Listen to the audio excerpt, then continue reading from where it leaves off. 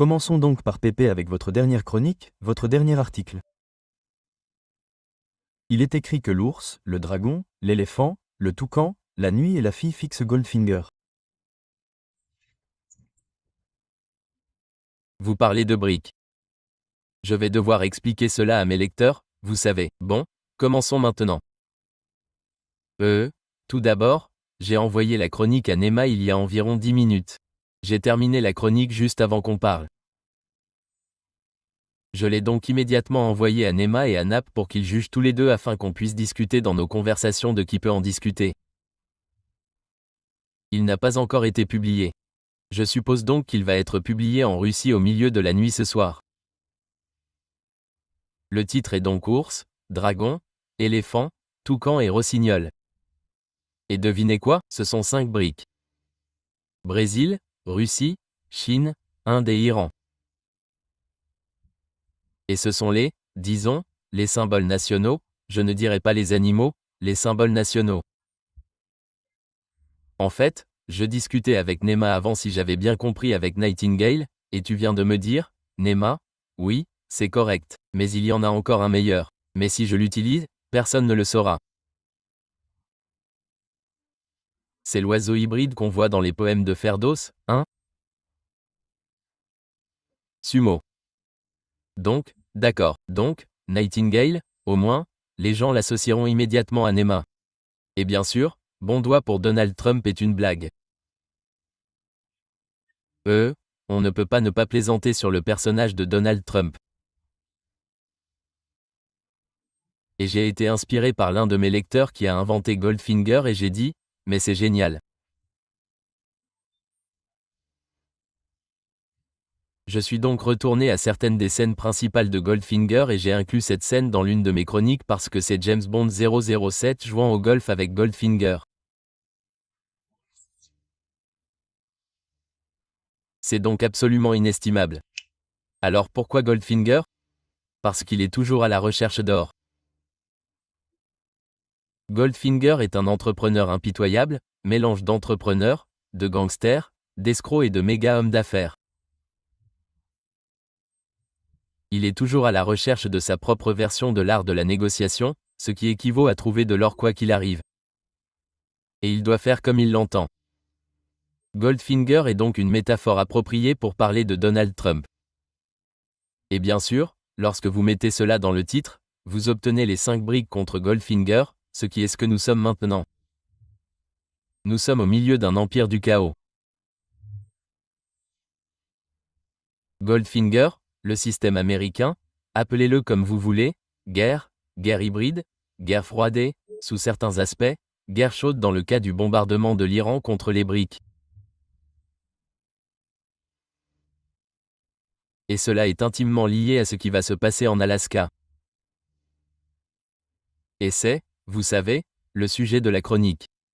Nous parlons des possibilités. Nous parlons des défis. Nous parlons des malentendus.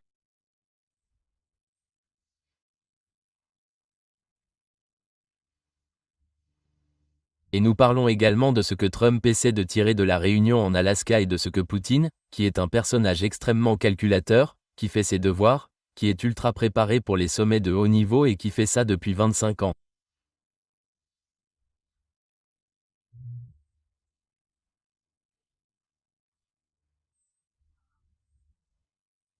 Alors, Nema et vous tous, pouvez-vous imaginer à la même table un type avec la stature d'homme d'État de Poutine face à Goldfinger? Cela commence déjà à un niveau très inégal, n'est-ce pas?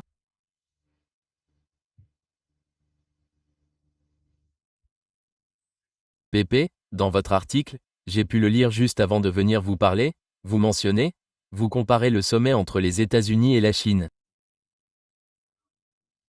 Et qu'est-ce que cela signifie pour le sommet? Parce que ce sommet a eu lieu en Alaska si je ne me trompe pas. Vous l'avez mentionné. Oui, question très importante, Nemoa, parce que j'ai fait valoir ce point. J'ai mis ça sur ma chaîne Telegram et aussi dans la rubrique, et je vais le mettre sur X aussi, pour rappeler aux lecteurs qu'en mars 2021, en plein milieu du Covid, il y a eu un mini-sommet à Anchorage en Alaska, dans ce cas, entre les États-Unis et la Chine.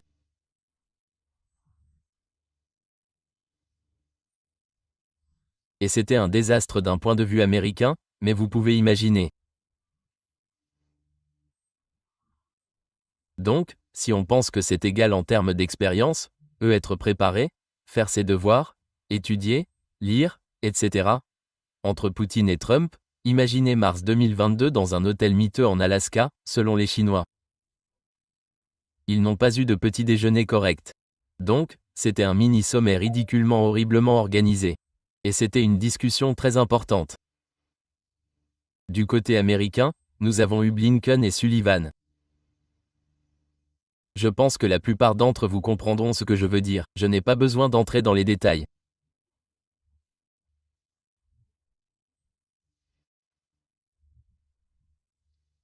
Du côté chinois, nous avions Wang Yi, ministre des Affaires étrangères à l'époque, et Yoda en personne, Yang Ji, qui est le politicien expérimenté de très haut niveau, éloquent et stratège de la politique étrangère chinoise.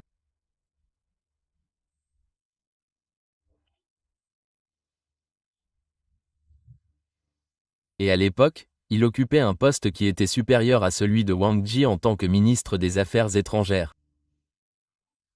Ces deux Nema et vous tous, ils ont détruit Blinken et Sul.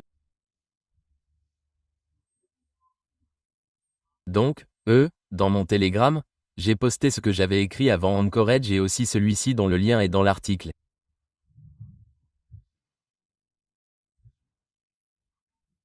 Ce qui s'est passé après et cela a changé l'échiquier d'une manière que les gens n'auraient pas cru avant l'Alaska. Les Chinois sont sortis de leur coquille, disons-le ainsi, et de leur politesse. Et le jeune Xi a dit à Blinken et Sullivan en face, qui vous donne le droit de traiter la Chine de cette façon? Qui êtes-vous, qui pensez-vous être? Et c'était ouvert et cela a été enregistré en direct. Évidemment, les Américains n'ont jamais joué à ça. Mais il y avait une fabuleuse traductrice chinoise, une jeune fille. Elle est devenue instantanément une méga superstar sur le net chinois parce qu'elle traduisait mot à mot très fidèlement ce que Wang Yi et Yang Ji disaient à Blinken et Sullivan. Et c'était enfin la Chine, d'accord? Nous en avons assez de vous, bande de clowns. Cela a donc complètement changé l'échiquier géopolitique, car les Américains allaient désormais devoir traiter avec une Chine très affirmée qui, jusqu'alors, était une Chine relativement passive.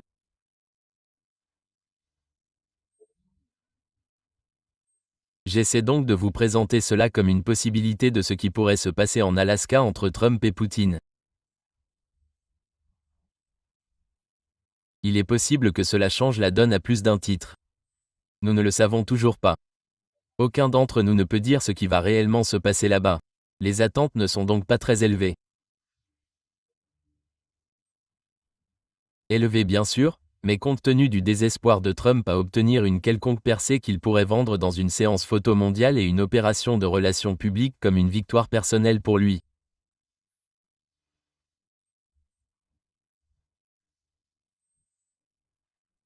Trump pourrait être prêt à faire un effort supplémentaire, même en sachant que quoi qu'il fasse et dise, cela ne changera pas la position russe.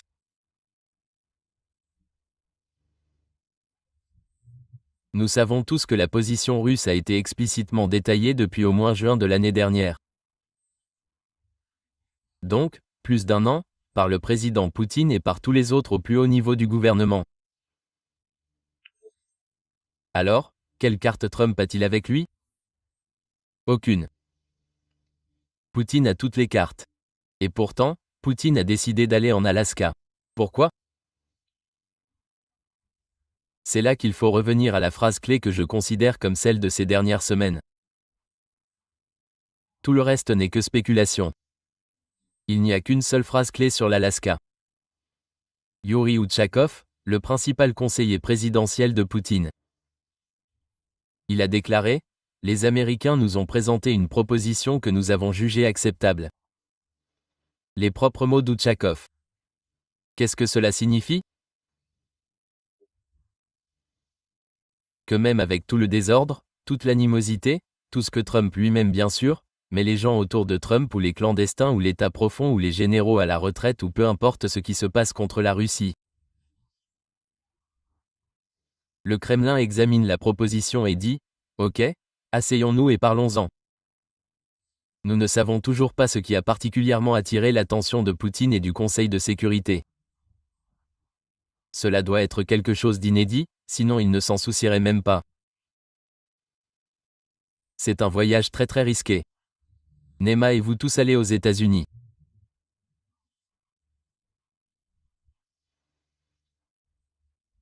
Quoi que nous disions sur l'Alaska, c'est un territoire américain et nous savons que tout peut arriver, pas nécessairement venant de la Maison-Blanche, mais tous ces acteurs toxiques sont encerclés sous terre, à genoux sur le côté, etc. Poutine et le Conseil de sécurité considèrent donc que c'est un risque calculé de parler à Trump en face à face aux États-Unis, à condition que ce ne soit que le début d'une conversation, car il est pratiquement établi que la prochaine réunion aura lieu en Fédération de Russie.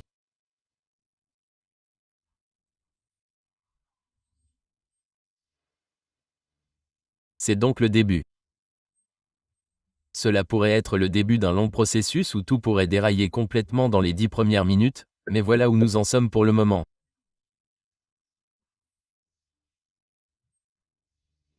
Il y a des possibilités intrinsèques qui, si elles se développent, même en considérant le fait que la partie américaine n'est absolument pas préparée à un sommet de cette importance, et à ce niveau, pourrait en sortir quelque chose. Et, bien sûr, nous connaissons tous les aspects négatifs et les Russes, quand ils envisagent évidemment les Russes, ils ont mesuré en détail ce qui pourrait sortir d'une visite en Alaska. Ils connaissent très bien les aspects négatifs. Et eux, ils ne se font aucune illusion, tout d'abord, c'est très important. Et ils savent aussi, d'accord, si rien ne se passe, nous continuerons à faire ce que nous faisons. Le SMO progresse maintenant plus vite qu'avant. Nous allons devoir conquérir. Nous allons conquérir d'autres territoires dans les prochains mois. Et c'est tout. Cette chose se décidera sur le champ de bataille.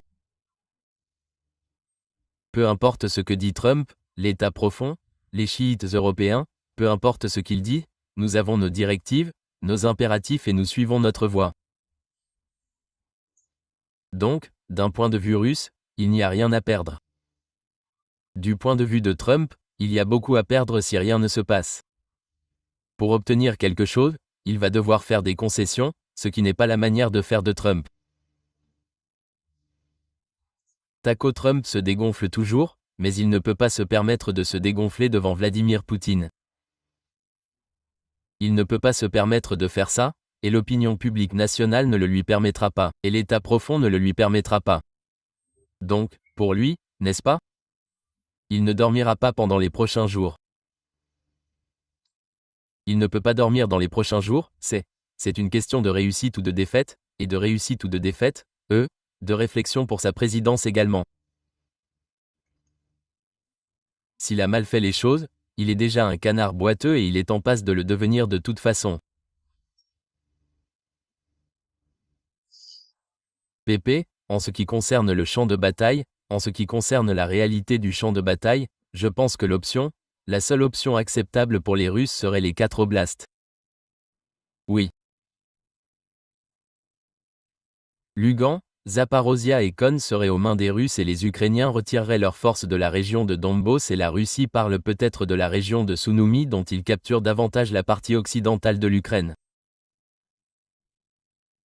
Oui.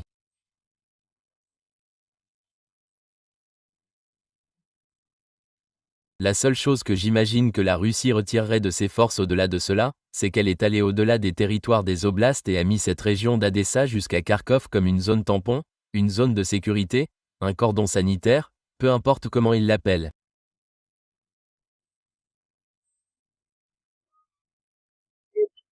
Oui, ouais. Du moins pour le moment, car il doit y avoir, à mon avis, une situation positive à 100%. Supposons qu'ils parviennent à un règlement en Ukraine. Ce cordon sanitaire sera d'autant plus important pour les deux parties. Je pense qu'il faut s'évaluer mutuellement pour s'assurer qu'aucune d'entre elles n'attaquera l'autre partie. Comment voyez-vous cela? La Russie va-t-elle se retirer de ces régions et les laisser, je ne sais pas, comme une zone de sécurité, un endroit qui peut être géré pour un règlement?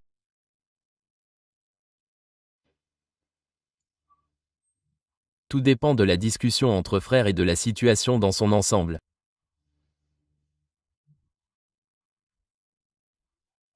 Nous ne devons jamais oublier que l'Ukraine est une sous-section d'un ensemble très important qui réinitialise les relations entre les États-Unis et la Russie.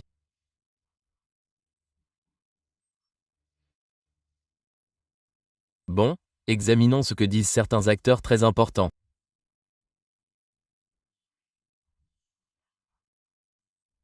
Riyab, par exemple, le vice-ministre des Affaires étrangères, a déclaré qu'il y avait peut-être des signes indiquant que nos relations pourraient se diriger vers une sorte de normalisation, mais que ce n'était qu'un début.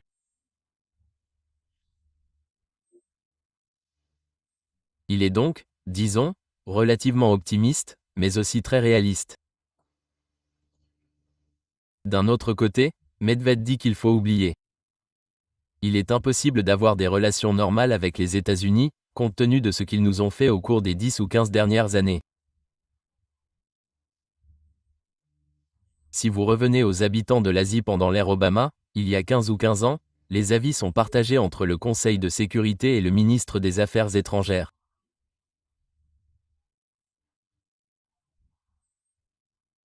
Et bien sûr, si l'on regarde certains des acteurs les plus radicaux, je ne dirais pas, mais les plus affirmés, de l'appareil du renseignement, le SVR, le FSB, etc., les agences de renseignement, ils sont bien plus radicaux que Poutine lui-même.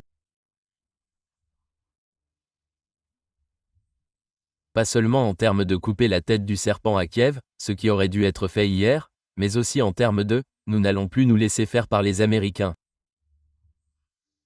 Et s'ils ne sont pas contents, d'accord, M. Orichnik va leur dire bonjour. Poutine, comparé à eux, est une figure pragmatique, calculatrice et modérée. Par exemple, si vous comparez directement, pouvez-vous imaginer si Bournikov, le chef du FSB, était président russe? Bortnikov, mec, il ne se laisse pas faire par personne. Il est vraiment très hardcore, bien plus que Poutine. Donc, cela dépend de ce que nous allons avoir sur la table, Nema, dès le début. Je ne peux même pas imaginer comment cela pourrait être possible. Mais imaginons que Poutine se souvienne de son monologue de 20 minutes lors de l'interview avec Tucker Carlson, expliquant l'histoire de la Russie. Supposons que Poutine se lance dans un monologue de 20 minutes expliquant l'histoire de la Russie ainsi que l'histoire de la guerre par procuration en Ukraine à Trump dans les 20 premières minutes, et en supposant que Trump comprendra tout avec la traduction, cela va être complètement perdu dans la traduction et perdu dans son cerveau également. D'accord, mais supposons que cela arrive. Cela signifie que Trump devra admettre que pour obtenir ce soi-disant cessez-le-feu dont ils se vantent tout le temps, et que les Européens veulent aussi vraiment ce cessez-le-feu. Ils devront entamer des négociations globales, ce qui consiste à redéfinir les relations entre les États-Unis et la Russie, y compris tout ce que nous savons. Plus d'expansion de l'OTAN, neutralité de l'Ukraine, démilitarisation de l'Ukraine. L'OTAN reviendra à ses frontières antérieures, et cela pourrait être il y a 5, 10 ou 15 ans. C'est aux Russes de dire, ok, revenons à l'Europe de l'Est d'avant, à la majeure partie de l'Europe de l'Est. Ils ont le droit de le faire. Les Américains diront évidemment non. Donc, tout dépend de tout cela et, bien sûr, si cela va un peu plus loin que cela, alors ils pourront vraiment commencer à parler de reprise des affaires. Ce qui, soit dit en passant, est la seule chose qui retient l'attention de Trump. Pour vous, Nema, et pour notre public, quelle est la priorité numéro 1 de Trump, s'il y a une normalisation des relations avec la Russie? Faire des affaires dans l'Arctique. Point final. C'est tout. Pourquoi? Le pétrole, le gaz, de multiples opportunités pour les grandes entreprises énergétiques américaines. Certains d'entre eux faisaient des affaires avec la Russie avant les sanctions, Exxon, Chevron, etc. C'est la seule chose qui compte avec Trump. Cela signifie donc que Trump devrait convaincre Poutine que c'est une bonne chose pour la Russie d'avoir des investissements américains dans l'industrie pétrolière et gazière dans l'Arctique. C'est une décision difficile. Je ne pense pas que cela arrivera de sitôt, même si les relations se resserrent.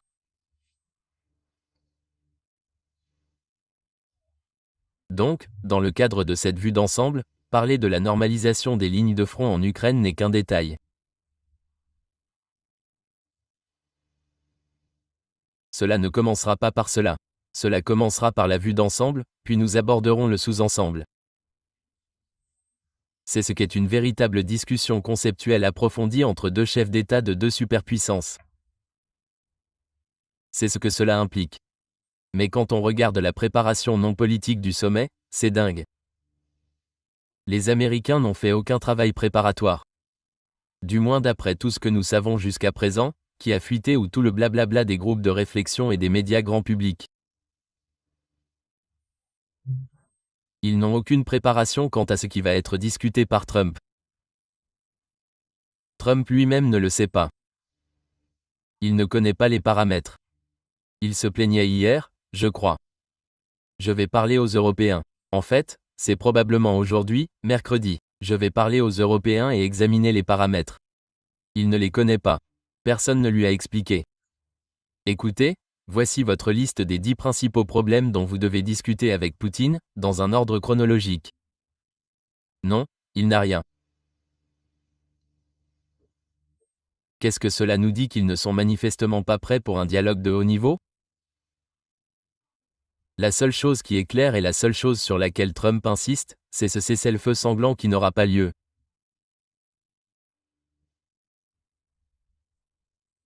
Pas comme ça, à moins qu'il ne convainque Poutine qu'un cessez-le-feu est nécessaire, et que la Russie n'en a pas besoin pour commencer, et que Poutine ne peut dire oui à rien parce qu'il a ses propres fissures ou problèmes intérieurs.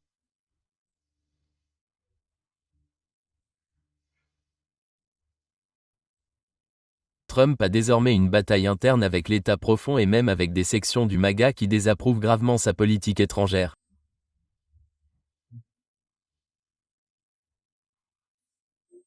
Sans parler du fait qu'il doit apaiser les vassaux, les chiites décapités en Europe qui sont tous opposés à toute forme de normalisation avec la Russie. Poutine est plus compliqué. Poutine doit faire face à ses critiques internes qui disent qu'il n'est pas assez dur. Disons les choses ainsi. Et en même temps, Nema, et c'est essentiel, et cela fait partie de la chronique que je viens d'écrire, Poutine et la Russie en tant que membres de BRIC.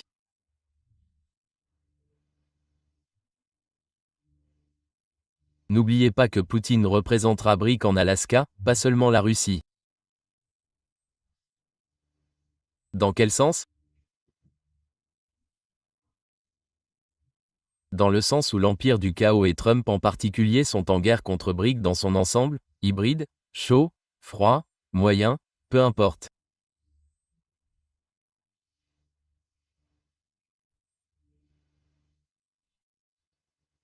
Et bien sûr, cette menace très sérieuse, qui a duré au moins jusqu'à hier, selon laquelle il va imposer des sanctions secondaires à toute nation qui continue d'acheter de l'énergie russe, en particulier du pétrole russe. Les deux principales cibles sont quoi? Deux nations, l'Inde et la Chine.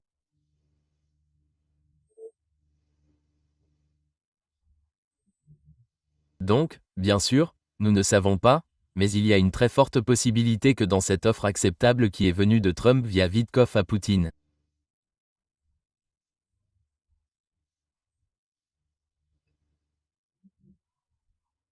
Cela implique la possibilité que Trump n'impose pas de sanctions secondaires à d'autres nations comme l'Inde et la Chine si elles commencent à s'entendre sur quelque chose avec la Russie.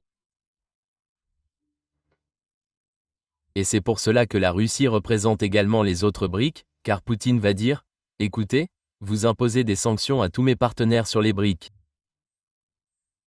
Nous devons, et cela va se retourner contre vous.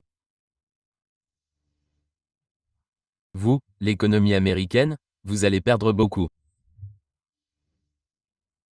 Le Brésil peut facilement trouver de nouveaux marchés en Asie pour les produits brésiliens. L'Inde ne va pas arrêter d'acheter notre pétrole. Nous n'allons pas arrêter de vendre tout ce que nous vendons en Eurasie, et la Chine, surtout, ne cessera jamais sa relation stratégique avec nous en achetant, et nous sommes désormais complètement liés par le commerce dans notre propre monnaie.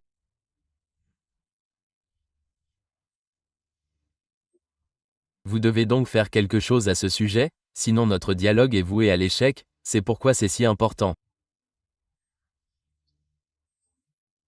Nous avons donc les problèmes internes de Trump, qui sont très, très graves, et il doit faire quelque chose, une séance photo, un coup de pub, vous savez, posé devant les caméras, je commence à avoir la paix en Ukraine, ou n'importe quelle connerie qu'il invente, et Poutine, bien sûr, dit au public russe. Avis, toutes nos directives que j'ai établies il y a un an, nous continuons à les suivre, et en même temps, peut-être que nous pouvons ajouter un peu d'allègement au niveau de nos partenaires BRIC. Il n'utilisera pas, bien sûr, le terme de guerre hybride, mais en termes d'allègement des droits de douane imposés par l'Amérique à nos partenaires russes. S'il peut y parvenir, ce sera une victoire majeure pour la Russie dans le Sud mondial, et les Russes en tiennent évidemment compte. Compte tenu du problème localisé. Je pense que ce serait un énorme projet dont les Russes pourraient parler. Il ne s'agit pas seulement du terrain et du territoire. Il s'agit de la sécurité. Il s'agit de ce qui se passerait après tout règlement. Oui. Comment la Russie veut-elle le cordon sanitaire? Comment la Russie veut-elle la partie occidentale de l'Ukraine? Je pense que la partie la plus simple serait la reconnaissance des 4 oblasts. MHM. Le plus difficile serait que la Russie ne veuille pas que les services de renseignement britanniques soient à Adessa-Nicolia, dans la partie occidentale de l'Ukraine. La Russie veut que la partie occidentale de l'Ukraine britannique soit entre les mains des Ukrainiens, et ceux qui se soucient de l'Ukraine et qui veulent de meilleures relations avec l'Est et l'Ouest n'ont pas d'importance. Je ne vois pas la Russie avoir de problème avec les liens entre la partie occidentale de l'Ukraine et l'Union européenne. Mais ils doivent trouver un équilibre avec la Russie. Ils doivent comprendre l'importance de la Russie pour l'Ukraine. À mon avis, parce qu'après tout, même la partie occidentale de l'Ukraine est tellement importante en termes de sécurité pour la Russie. Et ce sont d'énormes défis pour Donald Trump. À mon avis, et il doit avoir une sorte de levier sur ces gens en Europe. Vous les avez mentionnés comme des vassaux, mais ils sont en quelque sorte. Ils sont capables de faire beaucoup de choses et de faire beaucoup de choses. MHM. Alors voilà la question. Jusqu'où Donald Trump irait pour y parvenir? Est-il prêt à le faire? Nema, comprend-il les enjeux? Non. Il ne les comprend pas. Il n'a aucune idée des enjeux parce qu'il ne connaît pas le contexte et il n'y a personne dans Trump 2.0 dans une demi-heure pour lui expliquer le contexte. D'accord? Si Jeffrey SAXS allait au bureau Oval dans une demi-heure, Jeffrey SAXS allait dans le bureau Oval dans une demi-heure, Jeffrey SAXS allait dans le bureau Oval dans une demi-heure, Jeffrey SAXS serait prêt à le faire. Sachs pourrait donner à Trump tout le contexte, mais il ne comprendrait toujours pas. Non.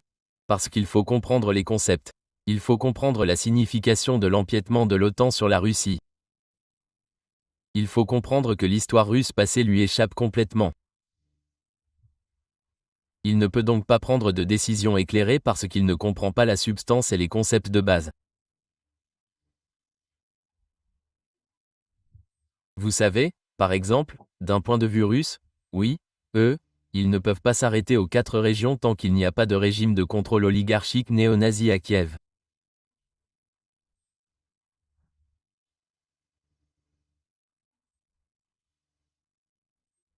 Oui, la Russie accepterait cela s'il y a un gouvernement rationnel et sain, lors d'élections démocratiques, bien sûr, et que la population russe et ukrainienne n'élira pas quelque chose comme Poroshenko ou Reno Zelensky, ou peu importe.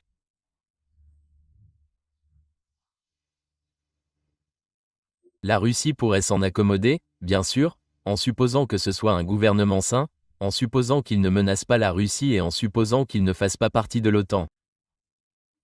S'il veut faire partie de l'UE, ce sera une grande affaire dans un avenir proche et ce sera le cas. Veto au sein de l'UE parce que nous savons qu'au moins 4 ou 5 pays de l'UE ont déjà dit qu'il n'y avait aucune chance que l'Ukraine vienne. Donc, c'est une impasse pour l'Ukraine dans l'UE. Les Russes le savent aussi. L'élément clé, c'est l'OTAN.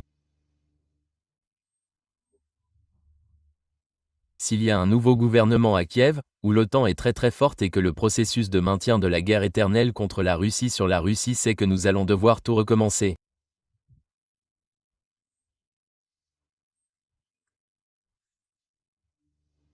Alors pourquoi ne pas terminer maintenant le programme de démilitarisation, en fait, en nettoyant l'Ukraine de ces groupes néo-nazis? Cela va être très dur, et c'est un processus très long, mais au moins établir une sorte de zone tampon, et bien sûr, cela impliquerait quelque chose que vous savez. Si c'est quelque chose que, si vous parlez dans la rue, par exemple, posez cette question dans la rue, pas seulement à Moscou, Saint-Pétersbourg, Kazan, soit, Vladivostok, Yekaterinbourg, etc. Pensez-vous que la Russie devrait se rétablir? Odessa? Tout le monde va vous dire oui, car Odessa est russe et fait partie de la Russie. Cela ne fait aucun doute. Culturellement, Odessa est une ville russe, et historiquement, Odessa est une ville russe. Poutine devra donc renoncer à récupérer Odessa, ce qui représentera un coup dur pour l'opinion publique russe. Et comment le Kremlin y parviendra? Vous savez, tous les paris sont ouverts, mais cela pourrait arriver. Mais en supposant que dans cette voie vers un accord global entre les États-Unis et la Russie, ce recalibrage des relations, des sphères d'influence, est très important, comme vous l'avez mentionné il y a quelque temps.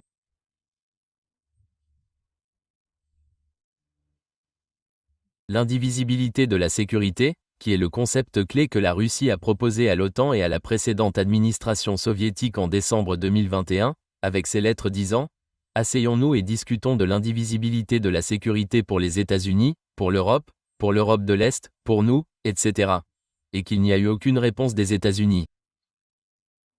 Ils devront s'en occuper tôt ou tard. Si Trump ne comprend même pas ce que cela signifie, et il ne le sait probablement pas, alors c'est un non-démarreur à tous les niveaux, n'est-ce pas?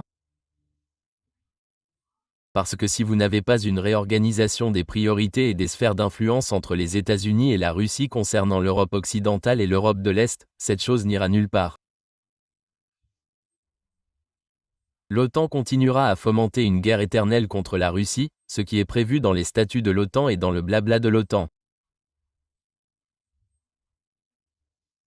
Je lisais à nouveau il y a quelques jours les décisions du soi-disant programme OTAN 2030, qui consiste essentiellement à maintenir la guerre éternelle contre la Russie. C'est tout. Ils ont décidé cela lors d'un sommet il y a quelques années. En fait, cela continuera comme ça et les Russes le savent. Donc du point de vue du Kremlin, c'est très dur. Soit nous discutons de tout, de la situation dans son ensemble, de l'indivisibilité de la sécurité et d'un nouveau système de relations entre vous, les États-Unis, et les États-Unis impliquant l'Europe, soit il n'y a rien à discuter, et nous continuerons avec l'OMS, et nous gagnerons sur le champ de bataille, l'Ukraine rétrécira et l'OTAN sera encore plus démilitarisée, même si vous, les États-Unis, continuez à envoyer des armes industrielles et militaires complexes à l'OTAN pour qu'elles soient transférées à Kiev. Nous allons nous en débarrasser toutes. C'est donc une impasse, non seulement pour Trump, mais aussi pour l'État profond, le complexe militaro-industriel et pour les Européens. La seule issue est de repartir de zéro, en commençant par l'Alaska.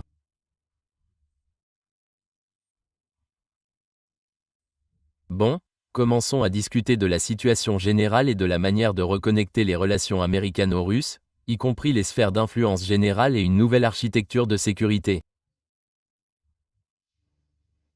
Du point de vue de la Russie, ils ont déjà commencé leur nouvelle architecture de sécurité, qui s'étend à toute l'Eurasie.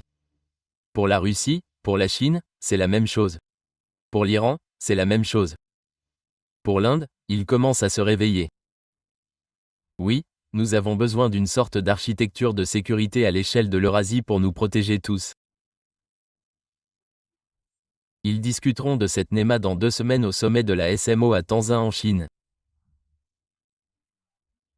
J'arriverai à Pékin le jour du sommet en fait, et ce sera 3 jours avant le forum de Saint-Pétersbourg où ils discuteront entre autres de l'Arctique. Vous savez donc que les Eurasiens, la Russie, la Chine et l'Eurasie, ils discutent tous de l'organisation de leur propre architecture de sécurité et ils ne se soucient pas de l'Occident. Dans le cas de la Russie qui est proche de l'Europe, beaucoup plus proche de l'Europe que les autres acteurs asiatiques, la Russie a déjà présenté l'option aux États-Unis. Discutons de tout cela, y compris des Européens, et la réponse a été non. Que s'est-il passé 2 mois après cela? L'opération militaire spéciale, que se passe-t-il maintenant? L'opération militaire spéciale remplit ses missions. Disons les choses ainsi. Et pourtant, les Européens se comportent comme une bande de chihuahuas qui veulent une guerre éternelle parce qu'ils sont guidés par l'OTAN qui veut une guerre éternelle, elle-même guidée par l'État profond et le complexe militaro-industriel. Ils veulent une guerre éternelle. Alors Trump intervient. Pouvez-vous croire qu'en un éclair, Trump va dire plus de guerre? Sur quelle base? Et sur quel type de soutien? Il n'a aucun soutien, partout. Il n'a aucun soutien aux États-Unis, même au sein de son propre parti où il y a des russophobes partout.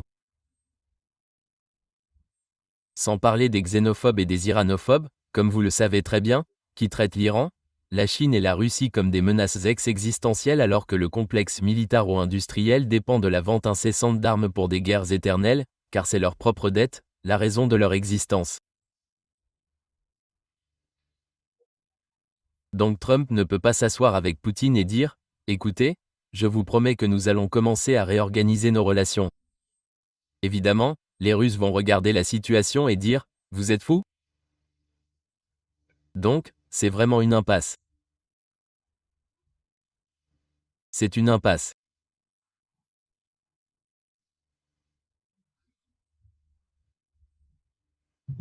Nous pouvons peut-être avoir une sorte d'allègement dans le processus où Trump sera obligé de faire des concessions qu'il ne pourra pas vendre aux chihuahuas européens ou à ses néo-azurs de Kiev et c'est à peu près tout.